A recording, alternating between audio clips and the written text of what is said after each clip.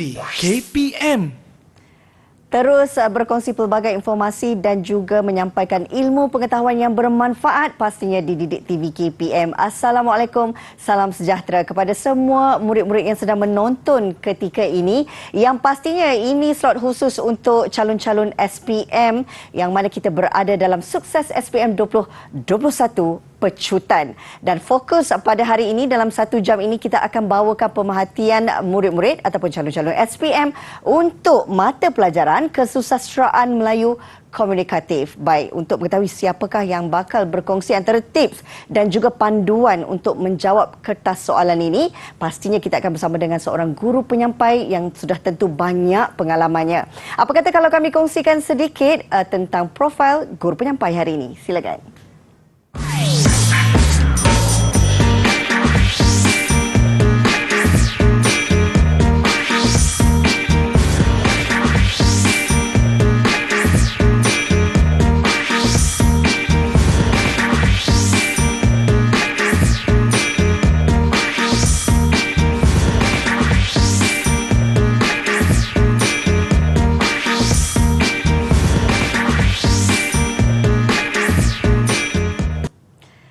Itu dia tadi guru penyampai kita. Ini dia saya nak perkenalkan. Hari ini serba cantik orangnya, bertudung kelabu dan berbaju biru.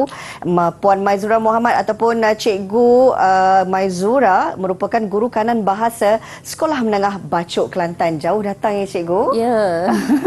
Baik Cikgu, hari ini pastinya kita nak berkongsi tentang antara panduan dan juga teknik untuk menjawab kertas kesusasteraan Melayu Komunikatif.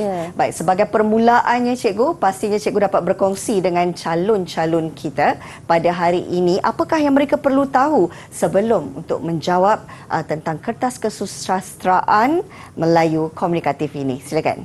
Okey, Assalamualaikum semua yang berada di kaca TV, di depan kaca TV sekarang ni, untuk kita fokuskan kepada kesusasteraan Melayu Komunikatif, ya. Baik, apa yang kita perlu tekankan atau fokuskan pada hari ini ialah tentang format ataupun pentaksiran untuk bahagian A kertas 1 kesusasteraan Melayu Komunikatif, ya. Dan bersama dengan Cikgu Mai pada hari ini kita akan telusuri apakah yang akan kita fokuskan kepada setiap genre-genre yang akan ditaksirkan dalam kertas SPM ujian bertulis kertas 1 bahagian A. Baik, silakan Cikgu. Okey, so kita akan terus pergi kepada Baik, untuk format pentaksiran ya, KMK SPM 2216 Palang 1 iaitu bahagian A kertas 1.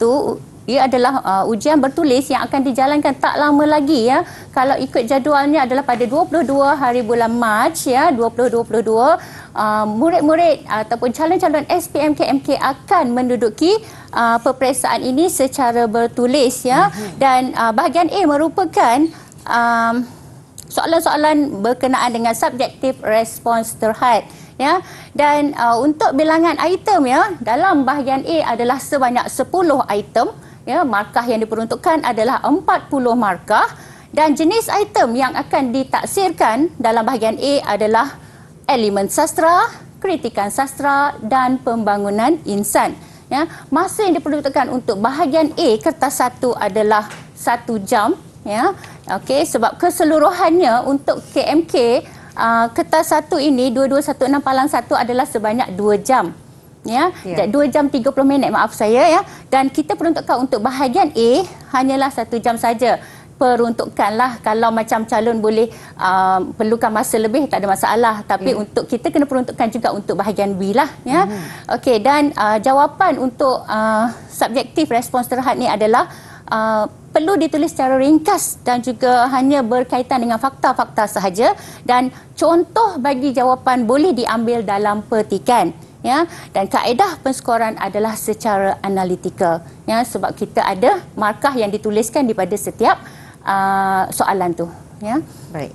Seterusnya ya, kita pergi kepada bilangan soalan ya, iaitu bahagian A terdapat 10 item yang mana diperuntukkan macam yang Cikgu Mai dah beritahu tadi, ialah 40 markah ya. Dalam 10 item itu terdapat 6 item merupakan respons terhad yang berdasarkan kepada 5 genre. Sekejap lagi kita akan tengok apakah dia 5 genre tersebut. Ya, dan seterusnya ada 4 item lagi dalam respons terhad juga, iaitu daripada item mana-mana genre, ya, item kritikan sastra dan juga item berdasarkan pembangunan insan.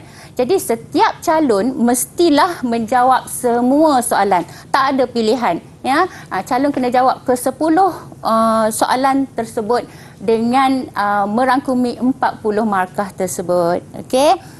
Dan seterusnya, ini baru kita tengok apakah dia 5 genre KMK sastra, ya, ataupun kita kan panggil KMK lah, Kesusastraan Melayu Komunikatif, itu panjang sangat kan. Betul, kita shortkan jadi KMK lah kan. Yeah. Okey. So, genre yang pertama ialah puisi, ya, di mana terdapat 10 puisi tradisional dan juga 26 puisi moden yang terdapat dalam antologi Kubentang Sehelai Peta, ya.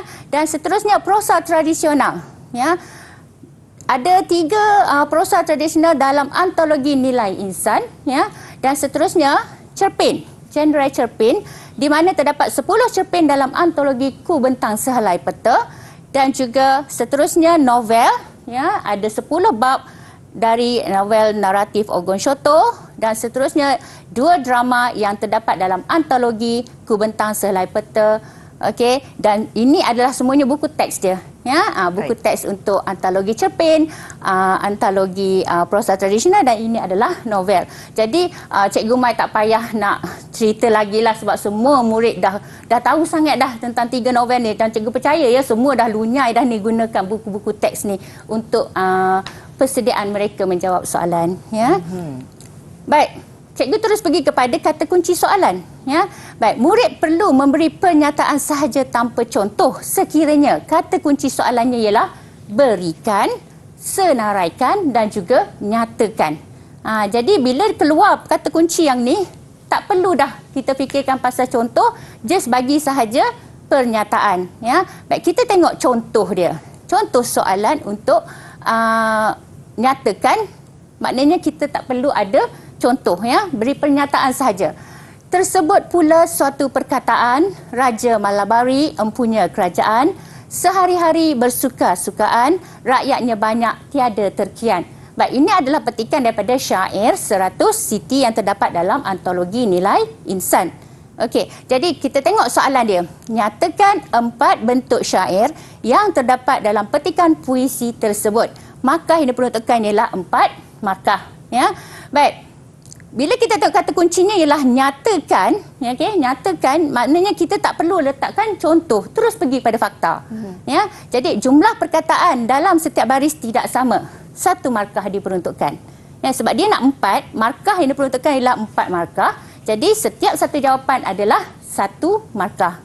Ya. Dan seterusnya rima akhirnya adalah sama, 1 markah.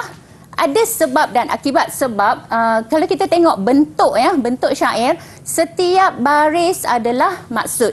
Dia tak ada pembayang maksud macam pantun, ya. Jadi syair-syair itu semua merupakan cerita yang bersambung-sambung dari setiap rangkap, ya. Jadi ada sebab dan akibat merupakan salah satu daripada bentuk syair. Dan setiap baris mempunyai maksud juga, bentuk syair juga. Jadi ini adalah 4 jawapan yang tak perlukan contoh. Ya, sebab kata kuncinya ialah nyatakan.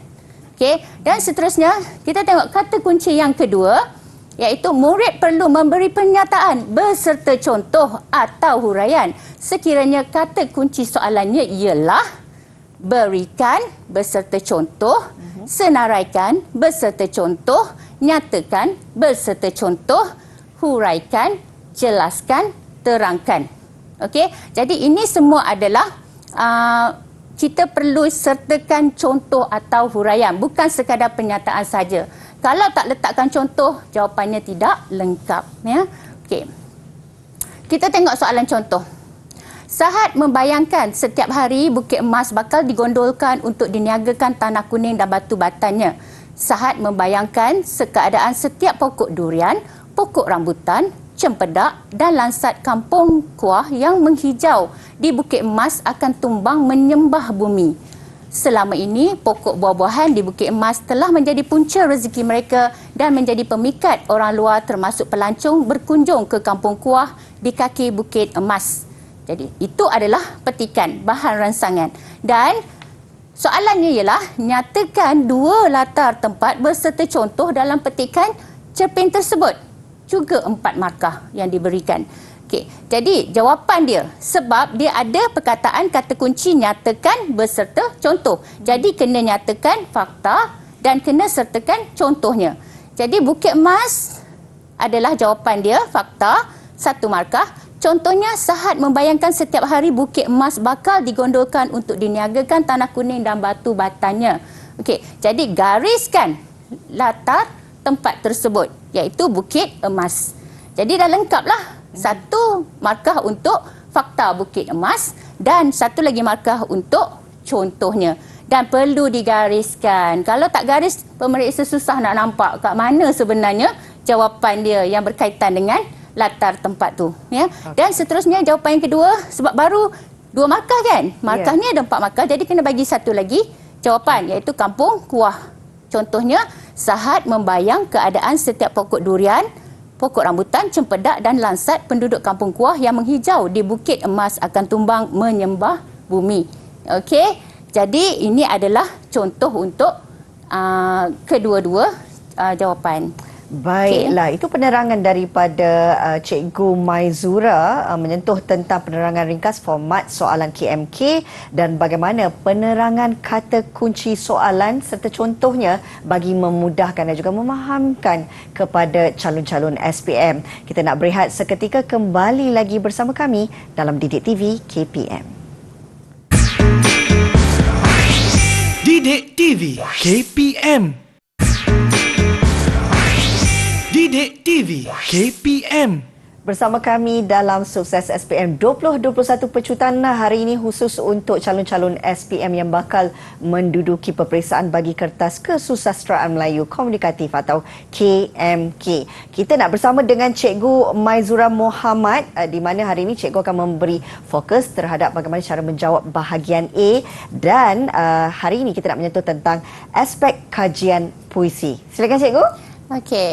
Baik, seperti yang telah hos beritahu ya, apa yang kita akan perkenalkan pada slot ini ialah aspek kajian puisi di mana terdapat 4 aspek yang akan dikaji dalam setiap puisi ya. Genre puisi iaitu puisi tradisional dan juga puisi moden ya. Puisi moden tu ialah sajaklah ya. Ya, ada aspek yang pertama ialah pengarang, jenis, ciri dan juga fungsi. Okey, dan aspek kajian yang kedua ialah elemen iaitu maksud, bentuk, tema, persoalan, gaya bahasa, irama ataupun nada ya, bentuk ataupun ciri, nilai murni, pengajaran dan perbandingan puisi.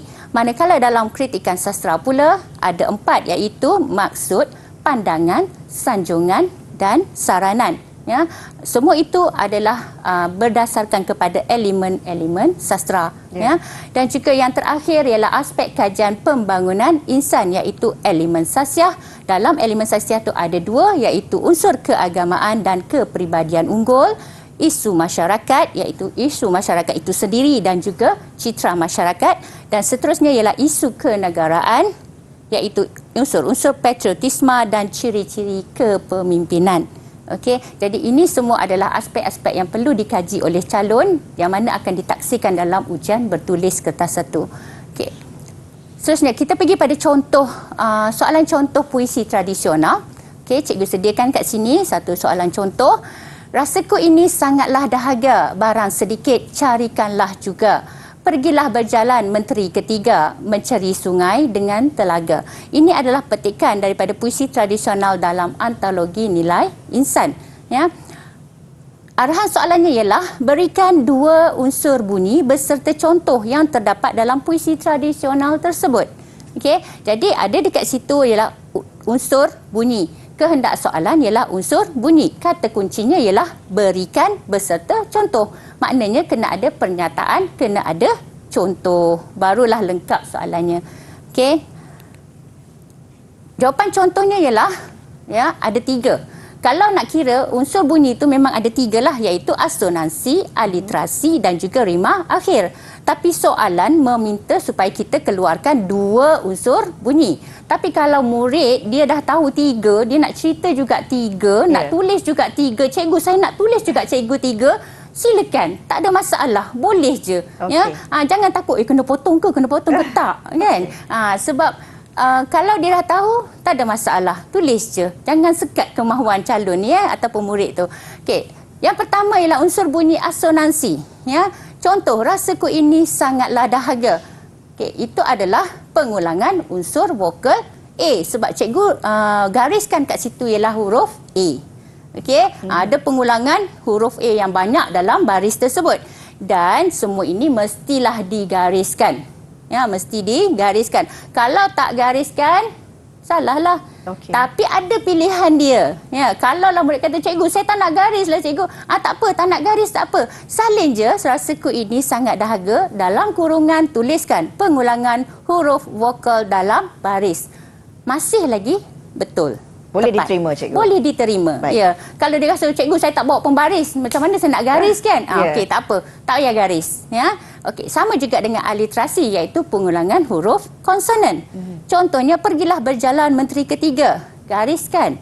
Atau pilihan berikutnya ialah pergilah berjalan menteri ketiga dalam kurungan pengulangan huruf konsonan R dalam baris. Ya, sebab huruf R adalah konsonan, kan? Dia gunakan banyak kali huruf R. Bila kita sebut pergilah berjalan menteri ketiga, kan? Banyak pengulangan huruf R. Bila kita cakap pun dia jadi macam keluar R gitu, kan? Okey. Dan seterusnya, rima akhir. Ini adalah yang ketiga, pengulangan unsur bunyi. Jawapan untuk unsur bunyi, ya. Contohnya A. Ya, sebab bila kita tengok pada soalan ni, ya, dahaga, juga, ketiga, telaga. Unsur bunyinya adalah sama, iaitu A. Okey, jadi rima akhirnya adalah A. Okey, kalau tengok dekat sini, kat 3 jawapan, 1 campur 1, 1 untuk pernyataan, 1 untuk contoh. Okey, 1, 2. Jadi kalau nak ikut semuanya betul, ada 6. Tapi pemeriksa tak boleh bagi 6, bagi 4 juga, sebab markah maksimumnya ialah 4. Tapi tak ada masalah kalau calon nak tulis semua sekali. Andai katakan nombor 1 asonansi ni, dia tak garis. Alamak, lupa nak garis. Okey, jadi contoh salah, automatiklah fakta pun salah. Jadi markah kosong. Tapi tak apa, dia dah ada standby dah untuk jawapan yang ketiga, iaitu rima akhir. Jadi masih lagi mendapat 4 markah maksimum.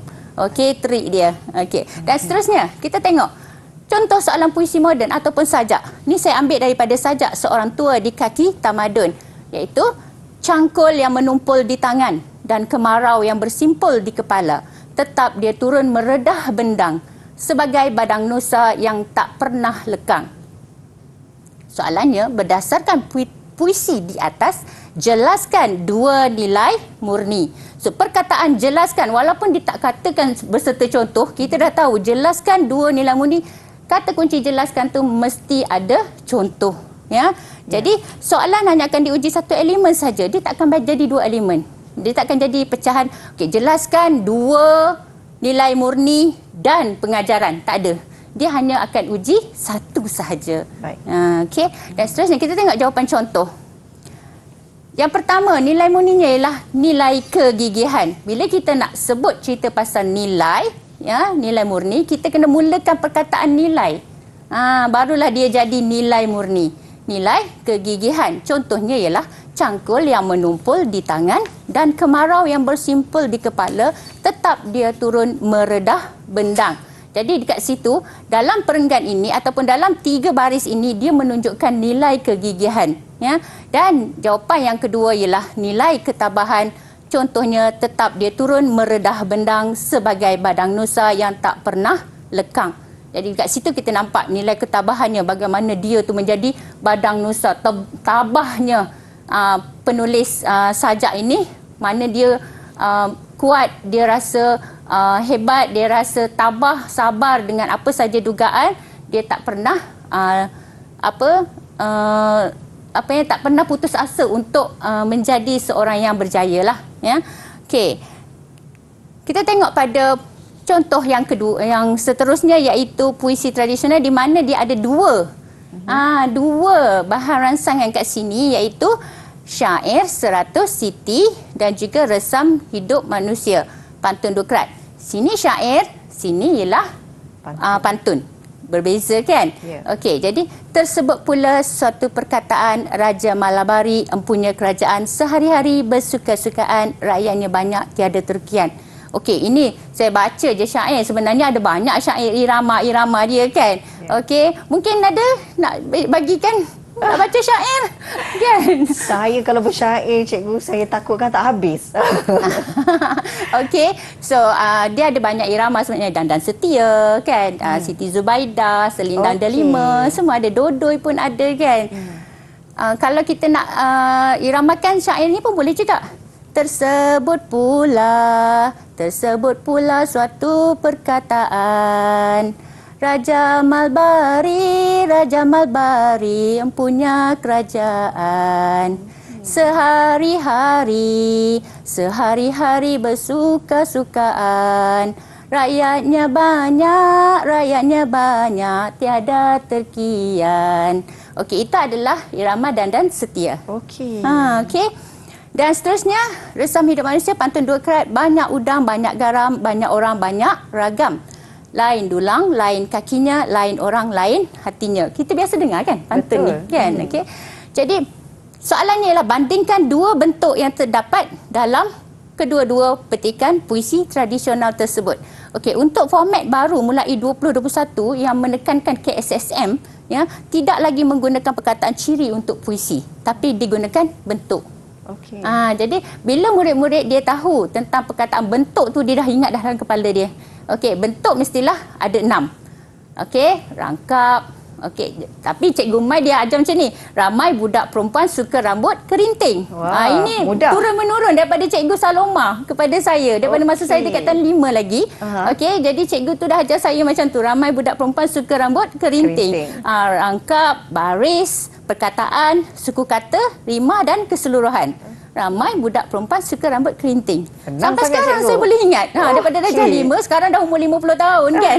Dah lama saya bawa benda tu kan. Dan saya turunkan kepada murid-murid cikgu kat situ. Okey. Jadi ini adalah dua bentuk.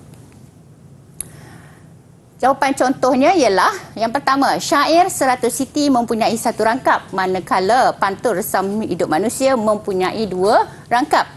Okey, sebab ini adalah bandingkan, jadi jawapan dia mahal sikit ya. Okey, jawapan mahal, jadi ada dua markah kat situ, tak perlu satu-satulah. Okey. Dan syair 100 siti mempunyai 4 baris serangkap, manakala pantun resam hidup manusia mempunyai 2 baris serangkap. Okey, jadi itu 2 markah juga. Jadi maksimum 4 markah untuk 2 bentuk yang dibandingkan. Bandingkan kedua-dua bentuk tu. Okey. Baik. Okey, itu dia tadi penerangan oleh Cikgu Maizura berkenaan dengan bagaimana untuk menganalisis elemen sastra dalam karya puisi tradisional dan puisi moden. Kita nak berehat seketika, kembali lagi bersama kami dalam Sukses SPM 2021 di Didik TV KPM. Didik TV KPM. Didik TV KPM.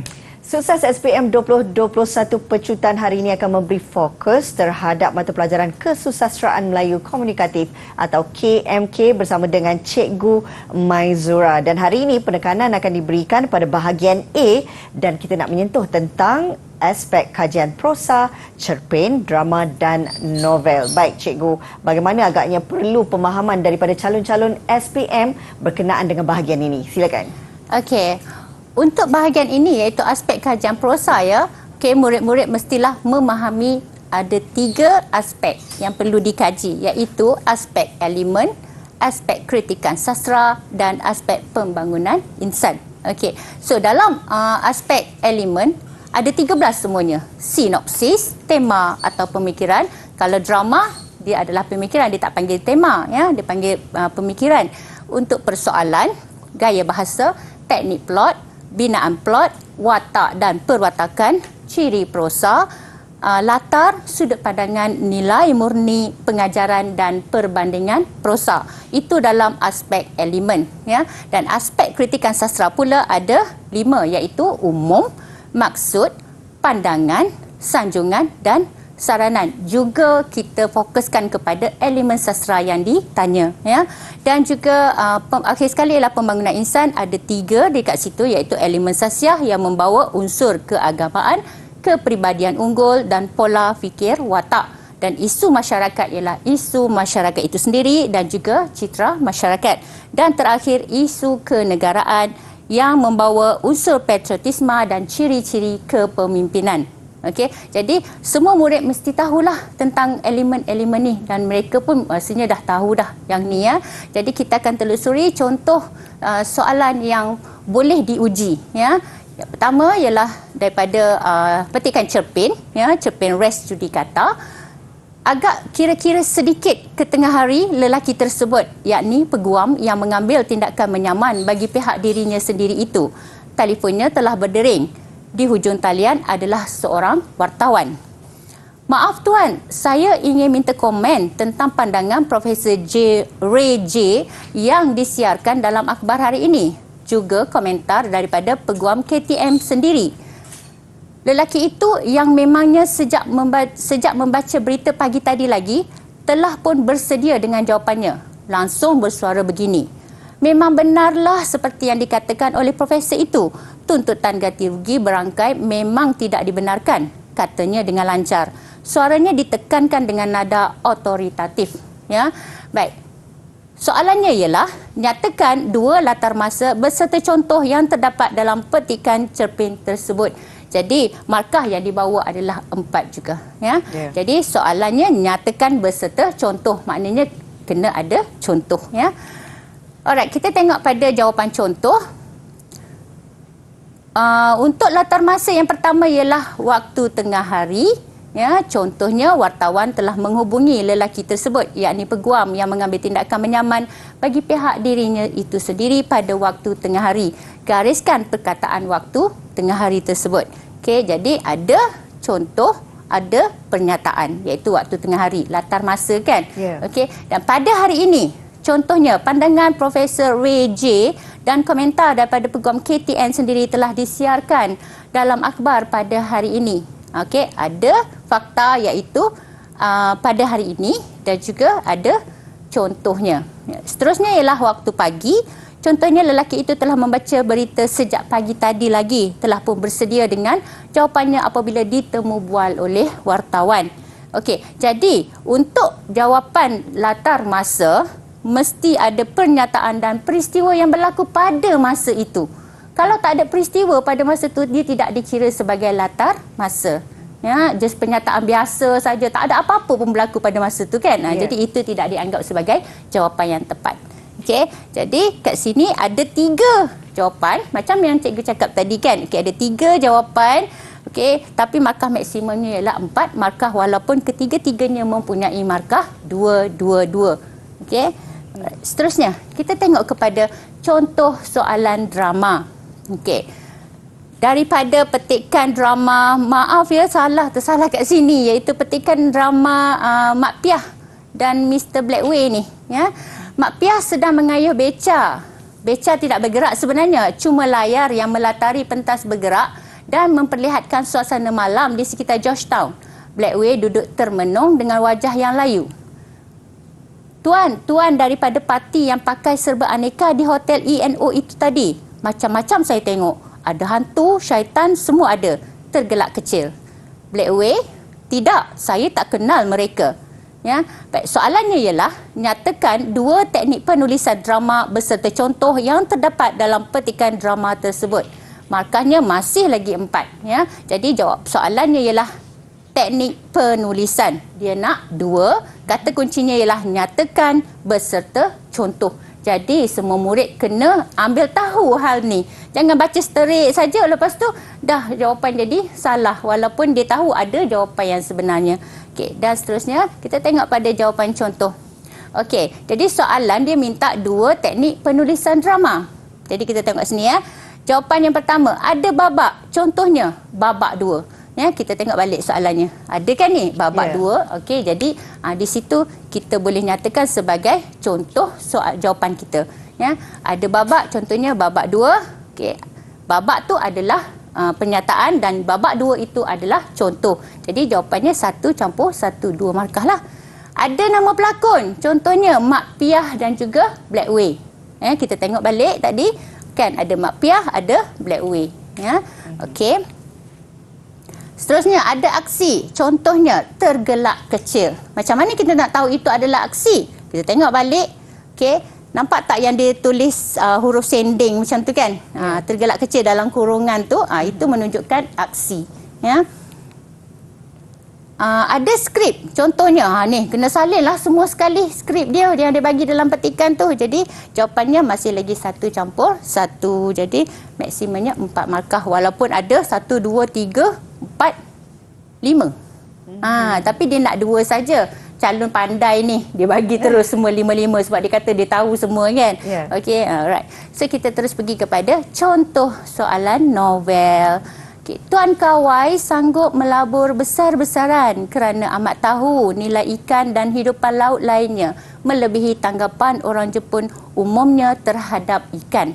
Okey, jadi soalan kat sini ialah huraikan satu kritikan pandangan terhadap watak Tuan Kawai dalam petikan novel tersebut. Okey, sebelum ni kita dah cerita tentang soalan yang berkisar tentang elemen sastra. Okey, sekarang kita masuk kepada elemen yang baru ditaksir untuk tahun ni. Mulai tahun 2021, iaitu kritikan sastra. Yang ni yang memang baru sangat-sangat. Okey, calon pun orang yang pertama lah yang menjawab soalan yang berbentuk begini. Ya. Jadi soalannya ialah huraikan satu kritikan pandangan terhadap watak Tuan Kawai dalam petikan novel tersebut. Dia nak 1 sahaja. Okey, jadi 4 markah juga sebabnya pembangunan insan ni soalan dia mahal. Jadi walaupun dapat 1, minta 1 sahaja jawapan, tapi dia membawa markah penuh iaitu 4 markah. Ya. Jadi minta huraikan mesti ada huraian. Mesti ada huraian. Okey, contohnya kat sini jawapan dia. Mempunyai wawasan dalam perniagaan. Okey, huraian dia, Tuan Kawai ialah seorang yang mempunyai wawasan kerana sanggup melabur besar-besaran dalam industri perikanan. Yang ni dia tak nyatakan dalam petikan, kan? Tapi atas dasar kibat, kemahiran berfikir aras tinggi, ya. Jadi kita tengok kat sini, Tuan Kawai sanggup melabur besar-besaran kerana amat tahu nilai ikan dan hidupan laut lainnya. Jadi kat situ kita nampak dia sebagai seorang yang mempunyai wawasan dalam perniagaan dia. Jadi berfikir secara luar kotak. Jadi sebab tu kata mahal. Jawapan dia mahal. Jadi 2 campur 2. Walaupun dia tak 1, markahnya penuh 4 markah. Okey, kalau dia nak bagi soalan jawapan lain lagi, keyakinan yang tinggi, huraian dia. Tuan Kawai begitu yakin dengan industri perikanan akan mendatangkan keuntungan yang lumayan kepadanya. Yakinnya dia. Ya, benda tak berlaku lagi, tak dapat lagi, tapi dia berasa sangat yakin. Ya, jadi kita tengok kat sini. Right. Dia tahu kerana amat tahu nilai ikan yang hidup lautnya melebihi tanggapan orang lain. Jadi dia macam yakin sangat dia boleh berjaya dalam bidang perniagaan. Ya. Seterusnya kita tengok. Berpengetahuan tinggi dalam sesuatu hal. Huraiannya, Tuan Kawai amat tahu tentang nilai ikan dan hidupan laut yang bernilai tinggi serta mempunyai pasaran yang luas. Ya. Dan seterusnya, jawapan pilihan iaitu berani mengambil risiko. Peniaga-peniaga ni mesti orang yang berani mengambil risiko lah ya. Okey, kalau tak berani berisiko jangan peniaga. Huraiannya, Tuan Kawai sanggup membuat pelaburan yang besar dalam industri perikanan. Okey, jadi lengkaplah jawapan-jawapan untuk soalan novel tadi. Baik, itu dia tadi penerangan berkenaan aspek kajian prosa iaitu cerpen drama dan novel daripada Cikgu Maizura. Kita nak berehat seketika kembali selepas ini dalam Sukses SPM 2021 Pecutan Didik TV KPM. Didik TV KPM. Didik TV KPM. Terima kasih kerana bersama kami dalam Sukses SPM 2021 di Didik TV KPM. Pastinya ketika ini kita nak memberi fokus kepada calon-calon SPM 2021 yang mengambil kertas peperiksaan kesusasteraan Melayu Komunikatif KMK. Kita bersama dengan Cikgu Maizura untuk mengetahui tentang bagaimana cara untuk menjawab bahagian A bagi kertas KMK ini, dan sekarang fokusnya adalah terhadap bahagian pembangunan insan. Jadi Cikgu, apakah yang perlu difahami oleh calon-calon SPM dalam bahagian ini, Cikgu? Okey, dalam pembangunan insan dia terdapat 3, iaitu isu masyarakat, isu kenegaraan dan juga sasiah, elemen sasiah Ya. Jadi untuk seterusnya cikgu terus pergi kepada pembangunan insan dalam pola fikir. Pola fikir watak. Jadi ada satu contoh kat sini.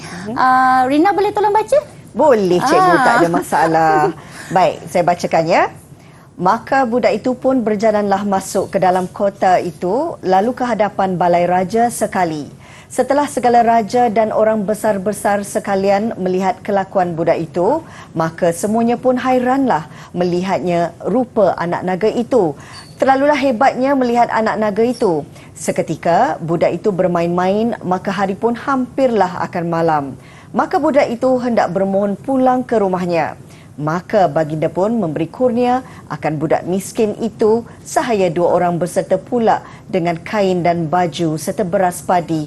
Terlalulah banyaknya, dan segala raja dan orang besar-besar itu pun memberi kurnia kepada budak itu, masing-masing dengan kadarnya. Wah, macam penglipu lara satu ketika dahulu kan. Okey. Jadi terima kasih Rina. Terima kasih, Cikgu. Jadi, soalannya ialah jelaskan satu pola fikir watak raja yang terdapat dalam petikan prosa tradisional tersebut Jadi pola fikir watak adalah cara ataupun corak fikiran sesuatu watak itu yang mempengaruhi tindakan ataupun tingkah lakunya. Jadi kita tengok jawapannya macam mana. Jadi pastikan kata kuncinya, jelaskan Jadi kena ada contoh ataupun huraian. Jawapan contohnya ialah jelaskan membalas jasa setelah diberi sesuatu. Jadi huraiannya ialah bagi deraja memberi kain baju dan beras padi kepada budak miskin setelah melihat persembahan budak miskin bersama-sama anak ular dan naga. Okey, sama juga tadi iaitu pembinaan insan. Jawapan dia mahal. Jadi markah dia pun walaupun dia minta satu sahaja, markah yang diperuntukkan itu sangat besar. Okey, jadi kalau nak ikut kat sini pola fikir watak raja, dia bertindak, dia kata, aku dah tengok satu persembahan yang menarik, jadi kena bagilah kurnia ataupun hadiah Jadi itulah dia. Jadi dia membalas jasa, dia bertindak dengan memberi kain baju dan juga beras padi kepada budak miskin itu. Okey, jawapan yang kedua, prihatin terhadap keadaan orang lain. Segala raja dan orang besar memberi kurnia atau hadiah kepada budak miskin mengikut kadarnya setelah menyaksikan persembahan budak miskin. Bukan setakat baginda raja sahaja, malah orang-orang besar yang lain pun turut berfikir bahawa dia patut memberi kurnia ataupun hadiah kepada budak miskin tu, sebab dia kata apa? Budak miskin tu budak miskin kan, miskin tak ada apa, daif. Jadi kalau dia bagi beras, bagi kain baju, dapatlah membantu budak miskin itu. Jadi apa yang dipikirkan oleh watak itu, itulah tindakan dia. Okey. Dan seterusnya kita tengok contoh soalan cerpen. Nak minta tolong Rina lah sekali lagi. Boleh, Cikgu, tak ada masalah. Okey, silakan Rina. Baik, kita baca soalan contoh cerpen. 3 bulan lalu, dia isteri seorang pemimpin yang disegani. Dia berkelakuan mengikut protokol. Pakaian mesti begini dan begitu. Cara jalannya mesti begini dan begitu. Apabila bersalaman, jangan genggam erat, tapak tangan mesti lurus dan sentuh sedikit sahaja tapak tangan orang bersalaman dengannya. Jangan seperti wanita-wanita lain. Apabila bersalam, digenggam erat seluruh tapak tangan sehingga terasa ke hati. Ya, terima kasih Rina. Cikgu. Macam baca berita lah pula. Okey. Jadi ini adalah daripada cerpen perspektif ya yang terdapat dalam antologi Kubentang Selai Peta. Okey, jadi soalannya ialah jelaskan satu citra masyarakat yang terdapat dalam petikan cerpen tersebut, ya. Citra masyarakat juga dalam elemen pembangunan insan, ya. Jadi jawapan dia mahal kat situ, 4 markah walaupun satu jawapan saja yang diminta. Alright, kita tengok jawapan contohnya. Citra masyarakat kepentingan protokol semasa kehadiran pemimpin. Ya, contohnya, dia berkelakuan mengikut protokol. Kalau kita tengok balik pada petikan tu, ya, dia isteri seorang pemimpin yang disegani. Dia berkelakuan mengikut protokol. Jadi, apa yang dia lakukan mengikut protokol itu yang seharusnya dilakukan oleh pemimpin-pemimpin. Ya. Okey. Seterusnya, jawapan yang kedua, citra masyarakat dalam menjalinkan hubungan atau menunjukkan kemesraan atau menunjukkan keintiman keakraban dalam bersahabat. Contohnya, apabila bersalam digenggam erat seluruh tapak tangan sehingga terasa ke hati. Jadi cara kita bersalam tu sebenarnya memang menunjukkan bahawa kita ni betul-betul ingin berkawan, berhubungan dengan baik, dengan ikhlasnya. Okey, jadi itulah yang dilakukan oleh watak dalam petikan ini, ya. Jadi kita tengok kat sini itu adalah citra masyarakatnya dalam petikan tersebutlah. Baik. Ini menyentuh tentang pembangunan insan, kan Cikgu? Bagaimana sebenarnya fokus yang perlu diberikan oleh calon-calon SPM untuk memahami bahagian ini? Kadang-kadang biasalah kalau sudah waktunya singkat, mungkin ada rasa kegusaran atau kebimbangan, tak dapat nak menghabiskan untuk menjawab soalan yang terakhir ini. Apa tips daripada Cikgu? Okey, betul tu Rina. Memanglah itulah yang menjadi ketakutan kepada calon-calon tu sebenarnya, kan, sebab 10 soalan yang dikemukakan itu adalah berkisar kepada 3 teks itu, 5 genre yang diuji, ya. Jadi kat sini Cikgu Mai dah sediakan apakah dia tip cemerlang KMK. Yang pertama, mesti baca setiap buku teks tu, antologi Kubentang Selai Peta, Nilai Insan dan juga novel naratif Ogon Shoto tu tolonglah baca, ya, sebab bersesuaianlah dengan dia punya peribahasa, kan, membaca jambatan ilmu. Kalau tak baca memang susahlah nak faham, ya. Yang kedua, kena faham konsep dan istilah sastra. Ya, semua yang Cikgu Mai dah beritahu tadi, sinopsis, plot, latar, citra masyarakat itu semua itu adalah berkenaan dengan konsep ataupun istilah sastra. Semua murid mesti faham yang tu. Dan Cikgu percaya selama 2 tahun mereka belajar KMK di tingkatan 4 dan tingkatan 5, mereka dah faham sangat-sangat dah dengan konsep tu. Tanya je semua dah boleh jawab, ya. Dan yang ketiga, ulang kaji mesti ada. Baca cerpen tu, lepas tu jumpa kawan. Sini saya nak baca. Saya dah baca dah tentang cerpen Res Judicata. Saya nak cerita balik lah dekat awak. Boleh tak? Jadi kawan tu jadi tukang dengar. Dia cerita balik. Jadi itu adalah salah satu cara untuk ulang kaji sastra. Ya? Dan seterusnya, yang terakhir ialah latih to be. Practice makes perfect. Itulah kena buat latih to be. Dapat soalan mana-mana, cikgu bagi soalan, buat. Kalau tak faham, tanya cikgu. Itulah antara tipsnya untuk cemerlang KMK, sebab KMK ni berkaitan dengan bacaan. Baik, saya suka teknik ulang kaji yang disyorkan oleh cikgu sebentar tadi. Maksudnya kita perlukan rakan untuk menyimak apa yang kita baca itu betul ataupun tidak. Dan ini juga mungkin kalau dalam masa terdekat sebelum hari-hari peperiksaan, tips ini boleh digunakan sebagai satu cara untuk membuat ulang kaji pantas, ya cikgu? Betul Rina. Okey, betul. Yang tu memang penting sangat, sebab bila kita cerita balik pada kawan yang dengar tu, dia pun boleh cerita dekat kawan yang lain lagi. Jadi itulah sebenarnya kalau kita nak faham dengan betul-betul tentang karya tu. Dari segi latih to be, adakah sebenarnya memerlukan setiap calon ini sentiasa mengemaskinikan latih to be mereka, cikgu, untuk mendapatkan kefahaman yang lebih sempurna? Ya, betul tu Rina. Dan saya percaya sangat-sangat semua cikgu di sekolah tu memang dah bagi dah dekat murid-murid dia soalan-soalan. Okey, contoh soalan modul ke macam-macam bentuk soalan supaya murid ni dia tahu kepelbagaian soalan. Jadi datanglah soalan mana pun memang mereka boleh jawab. Dah sedia untuk jawab Ya. cikgu. Bak kata orang dah kalau semuanya dapat menelaah dengan sebaik mungkin, Ya. rasa perasaan nak ambil peperiksaan tu tak sabar pula. Betul. Okey. Betul, Rina. Apapun, terima kasih kami nak ucapkan kepada Cikgu Maizura Muhammad, Guru Kanan Bahasa Sekolah Menengah Bacok Kelantan. Hari ini berkongsi bagaimana sebenarnya untuk calon-calon SPM yang bakal menduduki peperiksaan bagi kertas Kesusasteraan Melayu Komunikatif KMK ini untuk mengetahui lebih lanjut tentang teknik menjawab kertas soalan ini. Dan siapa tahu kalau anda benar-benar fokus dan membuat ulang kaji terperinci, pastinya dalam genggaman skor tersebut. Dan mudah-mudahan ianya memberi manfaat kepada semua. Terima kasih sekali lagi cikgu. Dan jangan lupa untuk terus setia bersama kami dalam Sukses SPM 2021. Jumpa lagi. Assalamualaikum. Bye.